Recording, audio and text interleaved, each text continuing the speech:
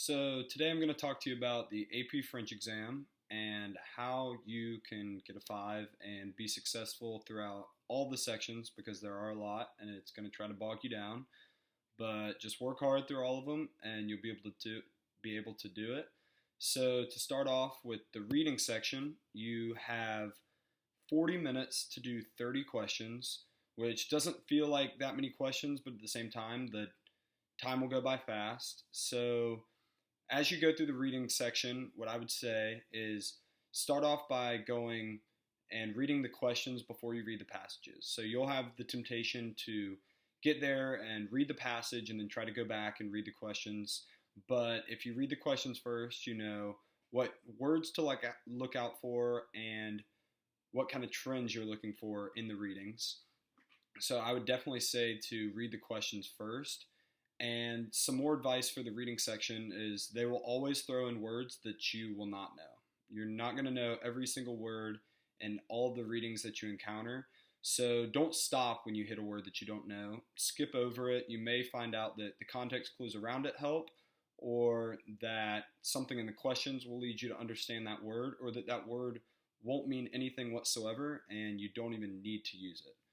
So, for instance, if you come across a word where it says beaucoup de anything, and it's a lot of anything, you don't know what it is, read the questions, try to figure out what it would mean, and read the rest of that paragraph. And my guess would be that something in that paragraph, if it's a lot of something in that paragraph will give you enough context clues to understand the entirety of that word and also help you to answer the questions. And finally, if you don't know one question, don't stop too early in the reading because there are obviously more reading sections, so you need to make sure that you go back and hit that one last or hit it once you've hit all the other questions for that specific reading. So the reading section I would say is one of the easier ones, so try to knock it out and do your best on it. So after the reading section, you're still in the multiple choice, so not too hard, but you come up to both the listening and the combined reading and audio. So for these two sections combined, it'll be 35 questions, and you have around 55 minutes, depending on how long the audios are.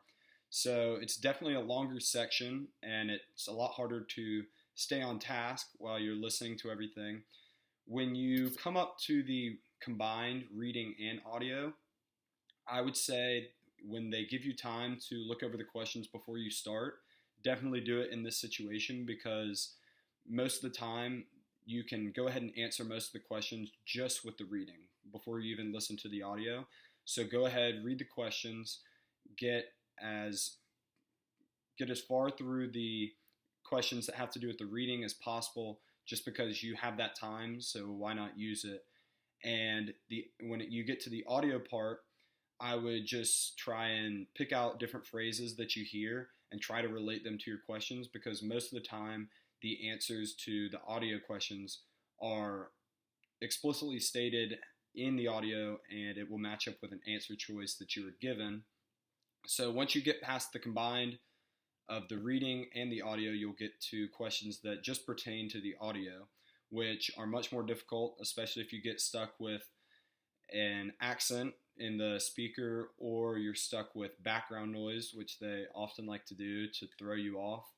But in this situation, you really just have to pick out words. For instance, you hear a person speaking Quebecois or that accent and you aren't picking up any words, just get the one word that you can hear, even if it's something as simple as chien for dog or something along those lines. Little details like that can actually lead you to an answer choice just because many of the times it will only be between two answer choices and a simple word like that will help you in the audio section. So after you've gone through the multiple choice, which includes obviously the reading, the combined, and the audio, you come to the written portion. So for this part, I'm just going to talk about the email. So the email, all it is you'll be given an email with questions and information and all kinds of stuff, and you'll be asked to write a response back to that email that you were given. So for this part, you have 15 minutes total to both read and respond to the email, which may seem pretty quick, but there aren't many elements to the email that are super tricky or that should take too much time. So to start off, just a couple things about the email. You always want to start with share, and then to whoever the person it is, whether it's a director, a doctor, a friend, any of those, you introduce it. Then you start with some fluff, which is just uh, thank you for reaching out to me. Je me vous remercie, something along those lines, just to get the conversation going. Then you will respond to any of the questions that they ask, because most of the time they'll ask one or two questions or one or two things that they want you to respond to. So if they ask you personal information, expand on your personal information, or if they ask you something specific to the topic, answer that question. And then after you have answered anything that they've asked about or responded to anything that they've asked about, you will ask questions of your own. And it's usually just two questions, which would be something like, when will I hear from you again? Or something along those lines, just adding on to your email. And then you'll end it with some more fluff, like j'attends votre réponse, like I'm awaiting your response. And then your closing just needs to be different from their closing. So pretty much with the email, just work your way through it. It's not too hard. Try to pick up on little phrases in their emails that will help you out. And overall, it shouldn't be too bad. Most of the time, people can pick up on enough to at least formulate a response. And that's all you can really do with the email part, which is the first part of the written. So as I said, the writing part is made up of both the email and the persuasive essay. So you'll have the first 15 minutes for the email, and then the persuasive essay will follow that, and you have around 55 minutes depending on how long the audio source is. So with the essay, you're given 3 sources and a question, and you're supposed to formulate some stance on the topic based on the question and use the sources to back up or support or not support your claim. So my first piece of advice would be they give you plenty of time to read through the sources and read the question and do all this thought process kind of stuff. And I would just say, go ahead, read through all the sources, and even though you can't do the listening until they say it, look at the first source, which is a longer reading, and then they'll usually have a graphic for the second reading, and go ahead and start to formulate what you want to talk about, because those 2 sources will be the ones that you'll pull the most information from. So I would go ahead and figure out what you want to say and start working on your introduction paragraph before you even listen to the listening. And so get your ideas down, get a thesis statement, respond to the question, and then listen to the listening and try to pick out 1 or 2 phrases, whether it's some question or some idea, like we're talking about GMOs or something, and they say that GMOs have been hurting people. Pick up on that one thing and use that one thing that you can remember, because you want to be able to cite one thing from each of the 3 sources. So after you have formulated your introduction paragraph, I usually split it up into 3 body paragraphs. So you have 1 body paragraph for each source. And even if you use just a small piece of information from the source, you can usually use that small piece of information and expand on it in a longer paragraph. And that's when you'll find it easy to crank out a couple paragraphs. And with the 55 minutes, it usually isn't too hard to get 4 to 5 paragraphs. If you can't get to your conclusion, it's not that big of a deal. Just make sure you wrap up your 4th body paragraph with some tie back to your thesis. As I said, if we're talking about GMOs, say GMOs should not be used for 3 different reasons, most likely the 3 reasons you talked about in your sources. So for the final part of the AP French exam, you have your speaking. And it's really tough because you've done your multiple choice, you've done your writing, and then you're left with speaking, which is not the most fun and usually one of the more challenging. So you'll start with a conversation where they give you a prompt and they tell you that they want you to respond to this, this, this, and this. It's 5 responses and 20 seconds for each response. So my advice would be to really draw out those 20 seconds. You can have little pauses where you kind of gather your thoughts, and speaking slower isn't necessarily a bad thing. So make sure you respond to each of the things that they ask you to respond to.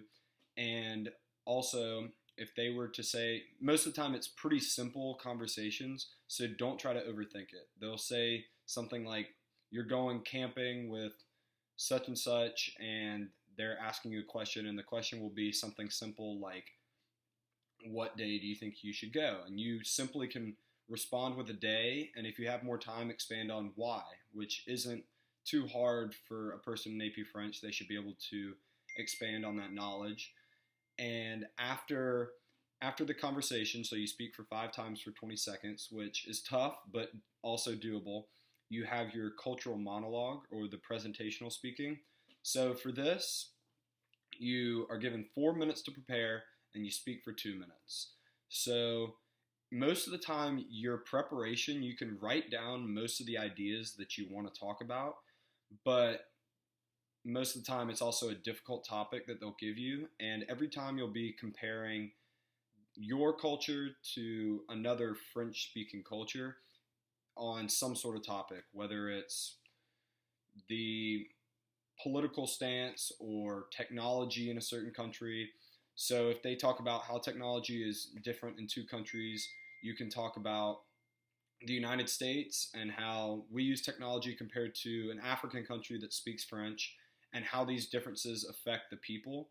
So normally it's not too bad, but you just need to make sure that you speak slow first off, and you have a point at the very beginning, a kind of thesis in your speaking, and then also make sure that you use transition words and comparing and contrasting, because these transition words really show the listener how much you understand and how outlined you are in your speaking, because it's presentational speaking. So all in all, the speaking it's rough just because it's the very end, but it's also doable, and you don't need to overthink it, because many people will overthink the speaking just because it's the very end and you're actually having to do the speaking, which you don't do at any other part during the exam. So you put together your multiple choice, your written tasks, and then your speaking tasks. And it is a long exam, but it's definitely doable. Just take a little time, make sure you come in prepared, and really you can't prepare other than being mentally ready and rested. And overall, I feel like most people should be able to shoot for a 3 or higher and be successful.